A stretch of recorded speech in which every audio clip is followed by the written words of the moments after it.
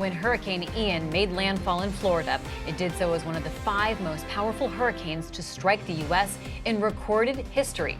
It's a sign of the times. Storms are getting stronger, and they're getting more frequent as ocean temperatures hit record levels of warmth. Now Americans are more concerned than ever about climate change. This is Election 22, What Matters. We are already seeing the fingerprints of climate change. I don't think people realized that the impacts would come at us so hard, so quickly. Living amid climate change, stronger storms, more disruptive droughts, more impact on politics. I think the one thing this has finally ended is a discussion about whether or not there's climate change and we should do something about it. More than half of voters now call climate change either a very or most important issue.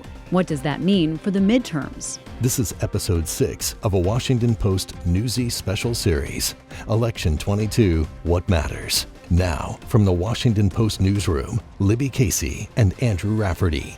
Democrats and Republicans are increasingly agreeing that climate change is a threat and that it's important to their vote. But where they differ is how to address it. For some, boosting funding for clean energy is a no-brainer. For others, it's a pipe dream. In a world of unpredictable and elevated gas prices, in the half hour ahead, we'll get a better sense of how these battles are impacting the midterms. Well, I mentioned just over half of voters now call climate change a very or most important driver of their vote. And that's according to the latest Washington Post ABC News poll. Here's how that breaks down along party lines. 8 in 10 Democrats agree, but fewer than half of independents do too. And just 1 in 4 Republicans rank climate change as a most or very important issue. Newsy's Clayton Sandell begins our reporting. More frequent fires, hotter heat waves, surging sea levels. Impacts scientists say are becoming a part of everyday life as people release more heat-trapping pollution into the atmosphere. But with midterm elections about a month away, there are signs more voters are noticing too. A recent Pew poll found 77% of adults who have personally been affected by extreme weather say climate change is a crisis or major problem. Climate change is no longer a distant threat. It's moved firmly into our present. Most people support climate action. They want their political leaders to do something about it. In Florida, where Hurricane Ian pulverized cities and left behind a major death toll, Democrat Charlie Crist is making climate change a big part of his run for governor. These storms are going to continue to come, but we also need to address climate change, for crying out loud. They're getting bigger, they're getting stronger. His opponent, Florida Governor Ron DeSantis, reflects the climate change views of many Republicans. And so we're not doing any left-wing stuff. While 71% of Democrats believe the established scientific consensus that humans contribute to climate change, only 17% of Republicans agree. Even Florida Republicans who worry about a warming world. Well, climate change is very important. I mean, it could take over what you've seen happen here. It could happen, more and more every day. May be hard to convince at the midterm ballot box. I think we have the best governor anyone could ever have. Governor DeSantis has done more for the state, and I'm very pleased with him, so I would never change my vote. Despite the partisan gap when it comes to climate change, there are some areas where voters seem to agree. People across the parties support, for example, some of the things in the Inflation Reduction Act, tax rebates for putting solar panels on your house or buying an electric car or getting an electric heat pump. Those things are supported by people across party lines, and younger Republicans are much more concerned than their older peers. Most polls show that right now, issues like inflation, immigration, and reproductive rights are more important to voters than the environment. The question now is, with more climate extremes on the horizon, how much will the issue of climate change any votes? And in Florida, critics point out that Republican leaders like Senators Marco Rubio and Rick Scott recently voted against a bill that called for reducing heat-trapping pollution. And then Governor Ron DeSantis also recently banned the state's pension fund from factoring climate change into investment decisions, reflecting the deep partisan divide between Democrats and Republicans when it comes to how important climate change is to their vote. Andrew? Clayton Sandell reporting from Denver. We'll see you back here in just a minute to continue the conversation. Influential climate scientist Michael Mann is Presidential Distinguished Professor at the University of Pennsylvania. He is also director of the Penn Center for Science, Sustainability, and the Media. And his most recent book, The New Climate War, is about the fossil fuel industry's effort to delay action on climate change. Professor Mann, thank you so much for joining us. Do you see public perception shifting on climate change? And if so, is action shifting? Yeah, thanks. It's good to be with you. And I do see a shift in perception here. First of all, climate change is no longer the abstract problem that it once seemed to be. It's not about faraway places, the Arctic and polar bears. It's now about us. It's about extreme weather events, dangerous and damaging extreme weather events that are playing out in real time. And so people can now perceive the impacts of climate change. It makes it much more difficult for those who would seek to deny the science to do so. That having been said, it still doesn't rank high enough on our collective list of priorities, given that it is literally the greatest challenge that we face as a civilization. You know, there is this political incentive and financial incentive for many to deny that humans are even contributing to the problem. So how do you push past that resistance? Yeah, and that's sort of what I call the old climate war, was this effort by fossil fuel companies and those promoting their agenda, conservative news outlets, and conservative politicians.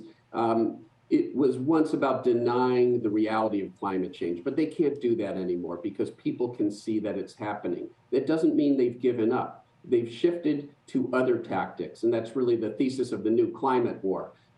Distraction, delay, deflection, anything that they can do to prevent us from moving on. So what people need to do is recognize those tactics, recognize the various subtle ways in which polluters are trying to disengage them, and be engaged, be out on the front lines.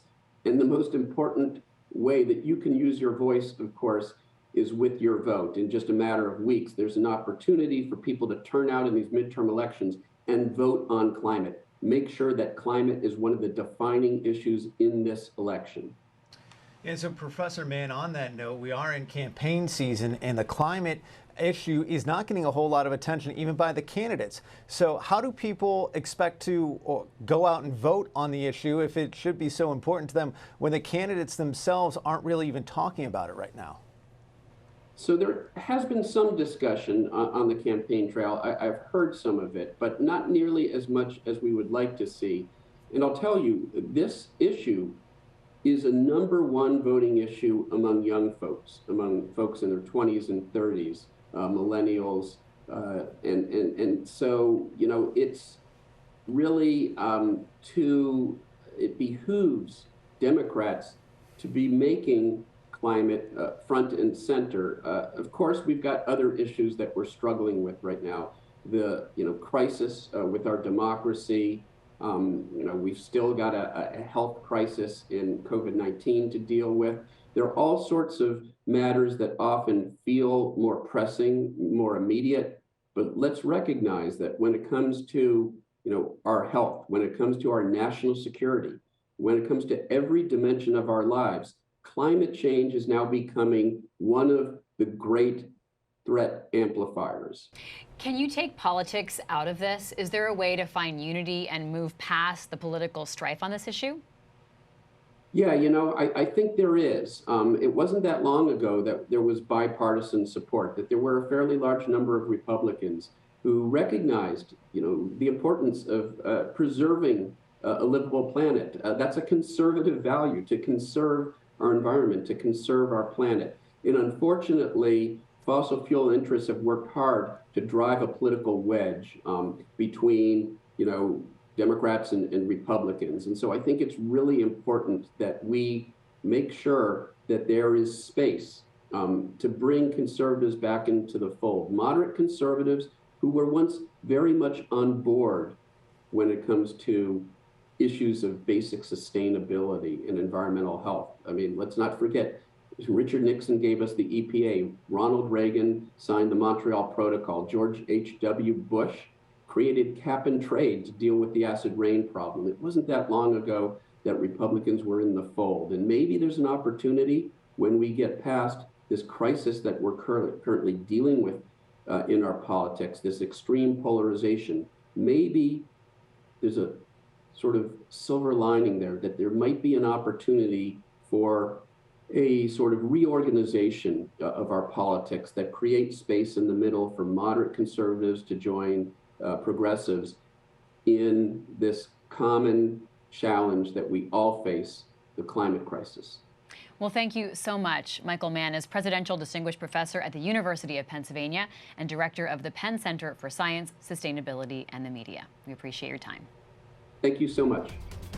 We're back in just a few moments to answer the question, how is this debate impacting the midterms?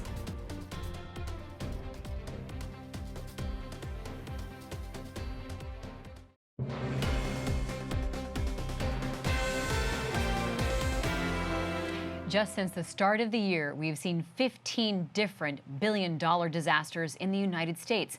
Of course, hurricanes Ian and Fiona, but also floods in Missouri and Kentucky, not to mention tornadoes and heat waves.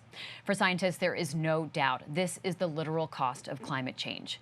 To what extent is there also a political cost? Let's bring in our roundtable. Newsy political director Andrew Rafferty is here. So is the Washington Post's Kasha Patel. From Tallahassee, Forrest Saunders, the Florida State Capitol reporter for Newsy. And Newsy's Clayton Sandell is back with us from Denver. Welcome to you all. Kasha, can you explain for us the connection between severe weather and climate change? Sure. Thank you. Thank you, Libby, for having me.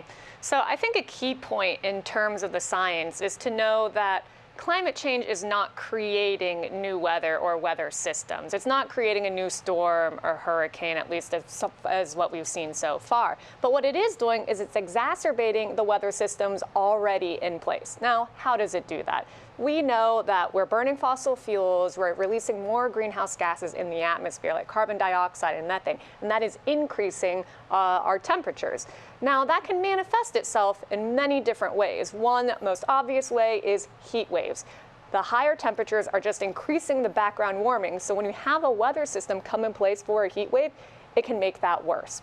Another key thing that you've been mentioning, all the floods that we've had in the U.S., the hurricanes, that is also being exacerbated by climate change. How does that work? Well, we know it's a fundamental law of physics and thermodynamics that a warmer atmosphere can actually hold more moisture. So when you do have that weather system in place, it has all of that water in there that can drop more heavier rain, which we have seen in Ian and in this summer.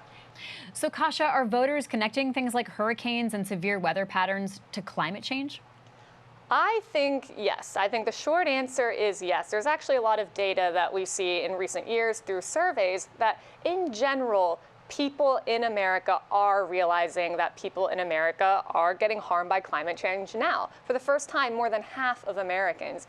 We have a graphic here, and you can see that even just in the past recent years, you can see that overall, the people with the most increase in support for climate policy and coming to this conclusion are in northern states, but also in Florida, Oregon, Montana, South Carolina. There are also 4 new states that have kind of increased their support. That would be South Dakota, Utah, Nebraska, and Iowa. And there is most likely because of they are experiencing more manifestations of climate change in their area. They're connecting these dots. Yeah, we're talking about droughts, we're talking about fires, we're talking about floods and hurricanes.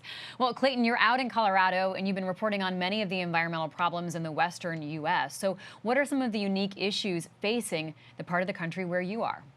I think that over the years, I've seen a shift in how people talk about climate. It's less of, is climate change affecting things like extreme weather events? And now it's more, how is climate affecting these things? And so out west here, I think 2 of the biggest things that we're dealing with are fire and water. Too much of one, not enough of the other. And starting with fire, you know, we've seen almost 7 million acres burned in this country so far this year, much of it out here in the West, and that is on par with some of the worst years on record. And here in Colorado, the 2 biggest fires we've seen, for example, both happened in 2020, and then less than a year ago, we had the Marshall Fire, which burned down more than 1,000 homes. Not in an area where you might expect, like the wilderness or in a forest. This was the middle of suburban Denver, and 2 people were killed. So, you know, people are talking about this more. We saw the giant sequoias threatened in California. But when it comes to water, that is really the thing that I think people are talking about the most, especially leading into these midterms. It seems to have the most ripple effects. We're in the middle of a 23-year drought that climate scientists tell us is fueled by climate change. And you've got the lifeline of the West, the Colorado River, which is the largest source of fresh water that serves 40 million people in the West. And also, economy-wise, it contributes to almost $1.5 trillion in economic activity, and it is threatened. So, you know, in places like Arizona, they're seeing a huge cut in their allotment of Colorado River water. It's somewhere around 20%. And we've talked to farmers there. We spent some time there last year talking to farmers like Nancy Kaywood, for example. Her family has run this farm just southeast of Phoenix for 5 generations. And people like the Kaywoods are now finding that they're going to have to shut down. They can't operate without any water. Clayton, what are politicians saying about these sorts of cause and effects and what they can do about it? Yeah, you know, you are hearing a little bit about this. This sort of fight over water allocation has entered some of the Senate races out here. Mark Kelly, for example, in Arizona, Senator Catherine Cortez Masto in Nevada, and here in Colorado, Senator Michael Bennet. They've talked about their roles in helping negotiate, for example, the $4 billion in drought relief that came with the Inflation Reduction Act. And they have also talked about the infrastructure law last year that allocated about $8 billion to things like drought conditions. But you know, and others are talking about, you know, making this a political fight with places like California, for example, saying that they should be giving up more of the water they have. So it is something that is risen to the level of, you know, people are talking about it here as an issue that is important to them, especially here in Colorado where it affects tourism, you know, skiing, whitewater rafting, you know, and these industries are seeing things like decreasing snowpacks, earlier runoff, we're getting shorter winters, more rain, less snow, and things like that. So a lot of people are watching and are interested to see what happens. You know, what happens if the Senate flips to a Republican majority and what that means for President Biden's climate agenda going forward. Libby? Forrest, where do Floridians stand on climate change? What is the political breakdown there? Sure. It's an interesting question, Libby, because I think that Floridians have a different kind of relationship with climate change. The majority of Floridians, according to polling, believe that it exists. We're talking about 80 to 90%, according to some of the most recent polling. But then things start to taper off when you get into the specific age groups as well as the different demographics. So the youngest population in Florida that can vote, they do believe that it is not only in existence, but that it is being impacted by human effects on the environment. But that tapers off when you get into the Republican Party, and then especially amongst the older voters in the Republican Party, a minority of those, I believe 50 or older in the Republican Party, who believe that human beings are having an impact on the climate. That's not to say that they don't believe that climate change is happening, that we are seeing more severe weather, but whether or not human beings are the cause of that is a big question mark for some of them. And so that is, of course, affecting the political environment, right? And what you have here is a midterm election where where the environment is not the biggest concern. How do the nominees for governor in Florida differ in their approaches to combating and coping with climate change? That's an interesting question, too. Obviously, Governor DeSantis, when he was first brought into office back in 2018, he was considered by some to be a green governor. But in practice, he has done more for helping with the effects of climate change rather than doing stuff to address the causes of climate change. So that is something that his critics have really hit him hard on. And Democrats, they're constantly proposing big pieces of policy that would, you know, break Florida's dependence on fossil fuels or move us in a direction of reducing carbon emissions over the next 30 years. But they don't get any traction because the governor is sort of the point person for Republican politics. And when you have Republicans control both chambers of the legislature, if DeSantis isn't on board, that policy is not going to move forward. Well, Andrew, we've talked a lot about how much the public says they care about climate issues, but there's still not a lot of talk about it on the campaign trail. So why aren't we hearing more about it, especially from those who say we should be doing more? Yeah, it's interesting, and Forrest just brought up this point, and I think a lot of us going into the midterm cycle thought Democrats would be messaging a little bit harder on climate, especially when you consider polling like this from the Washington Post and ABC. It shows just how much Americans trust Democrats more so than Republicans on the issue of handling the climate. So it seems like a couple of the reasons why we're not hearing as much about it as we maybe thought we would heading into the season is, what is the top issue for the election? Well, it's inflation, and what is driving inflation?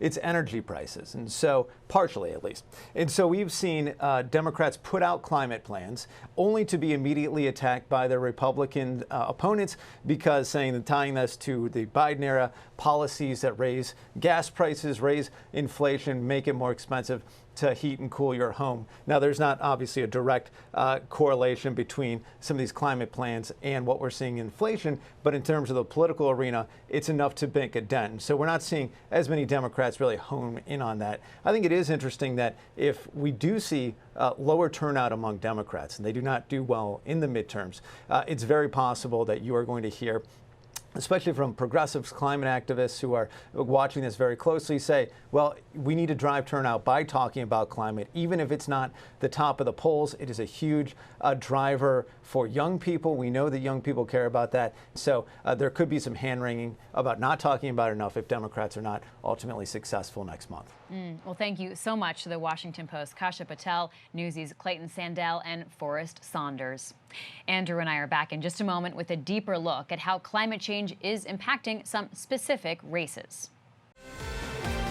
Back now in our final moments with a look at how the politics of climate change is impacting some races. Yeah, so Libby, we talked about how climate is not the top issue this time around, but it certainly is playing into some of these races that we were seeing, especially out west. We'll start in Colorado, where Clayton was just talking about how this issue is playing out in that Senate race between Michael Bennet, the Democrat incumbent, versus Joe O'Dea. We talk about water in the West, what a crisis that has been. It all stems from the Colorado River. And so Bennet has really been touting his work on the Inflation Reduction Act, getting funding for drought relief into it. Some of those other Senate candidates from the West have done the same, and he's even run ads, in fact, Michael Bennet, talking about how he stood out to Joe Biden on the issue of solar panels. Joe O'Dea, the Republican he's running against, has said that there is climate changes happening, but there is, quote, still a debate to be had. He's running on being a fiscal conservative, very critical of the big spending bills we've seen passed in Congress. And going a little bit farther south, Arizona, the governor's race, Katie Hobbs, the Democrat, has put out a plan, and it does deal with getting water drawn from the Colorado River and among a number of other renewable options, and has been attacked for that. Republican Carrie Lake has not put out as extensive as a plan. She does talk about water because it is such a big issue there. She talks about reliable energy over renewable energy. And finally, a congressional race down in Florida, the 10th district. Maxwell Frost, just 25 years old. He could be the first member of Generation Z in Congress. He has a Republican opponent, Calvin Wimbish, but this is a very Democratic House district, so we expect him to ultimately be successful. And he has tailored his campaign to those issues that we talk about younger voters caring about, like climate change and gun violence. So if he's ultimately successful, I think this could be a model for other candidates trying to appeal to younger voters. No, we certainly will be watching on election night. Well, thank you so much for joining us this week. We hope you'll be back next week when we look at threats to democracy.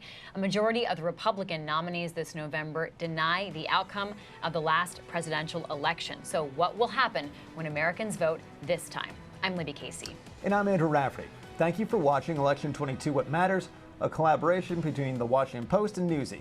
We'll see you next week.